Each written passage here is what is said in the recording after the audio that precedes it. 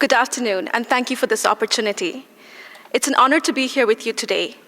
I'm speaking on behalf of the Global Campaign for Equality in Family Laws, a coalition of women's rights, human rights, and faith-based organizations to advocate for gender equality under law in matters relating to families in all their diversity, regardless of religion and culture. No country worldwide has achieved legal equality between women and men.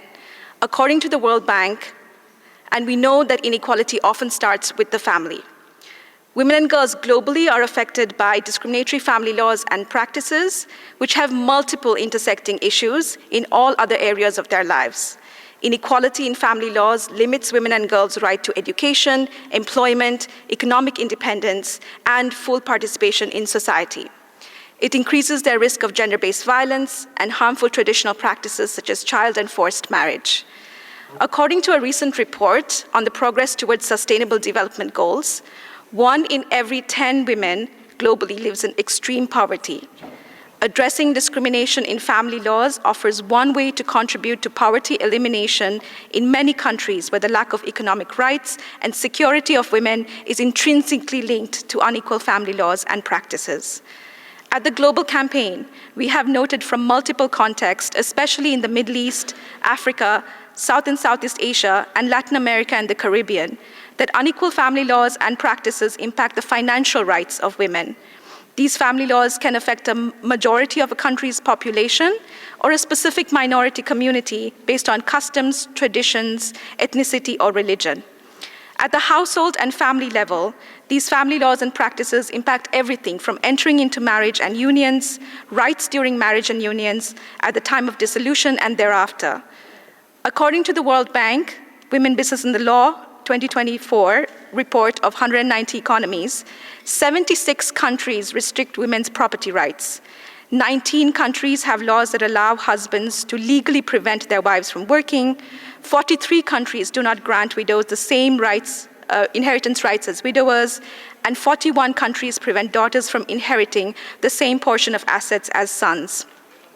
In my country, Sri Lanka, the Muslim Marriage and Divorce Act of 1951, which applies to minority Muslims, does not require the bride to be present during the marriage ceremonies, nor sign their marriage documents, denying us of full autonomy, an inequality I've experienced myself.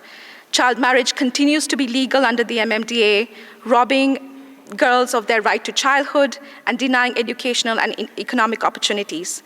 The divorce procedures are highly unequal, and there are no guidelines to calculate alimony, nor recognition of women's right to matrimonial property. The Ministry of Justice has just announced upcoming reform to the MMDA, which we welcome. We hope that the government of Sri Lanka will soon enact comprehensive reform on all these issues to ensure greater gender equality and fulfill its international obligations. However, many countries lack provisions for adequately calculating maintenance and alimony. In most Global South countries, the division of matrimonial property is not recognized or calculated equitably, nor accounts for women's unpaid care work and non-monetary contribution. Women perform 2.5 times more unpaid care work than men, which is largely invisible and unaccounted for in national economies. And even when women do work, they have limited control over their earnings. During critical emergencies like pandemics, economic and climate crises, and conflict, women experience a sharp increase in informal care work in their families and communities, including child and elderly care and household and communal work. As a result, women and girls are especially vulnerable to multiple layers of discrimination. Academics and researchers who have studied World Bank data have found that women's legal capacity, their ability to act and make choices independently about money, travel, work, property, and children, by far is the strongest predictor of the share of women with bank accounts, the share of women who participate in firm ownership, and females' labor force participation. Simply put, as CEDAW's General Recommendation 29 of Article 16, family market research has established that family structures and gendered labor division within families and family laws affect women's well-being no less than labor market structures and labor laws. The good news is that the positive impacts of equal family laws and practices on women's economic rights are far-reaching.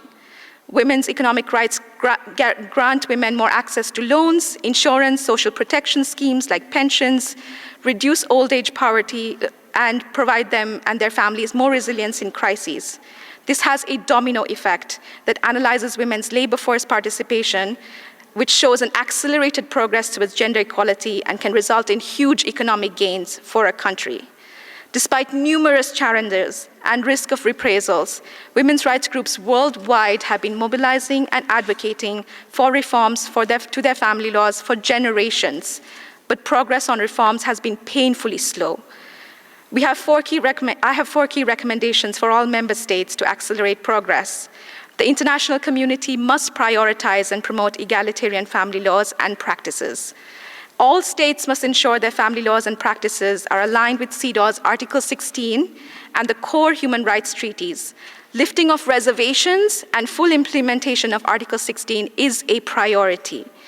Family laws for all citizens, regardless of tradition, ethnicity, or belief, must ensure that child marriage is prohibited, women have full autonomy to enter into marriage, have full equality and rights within marriage and unions, including the right to gain purposeful employment and maintain control over assets, and the right to fair dissolution.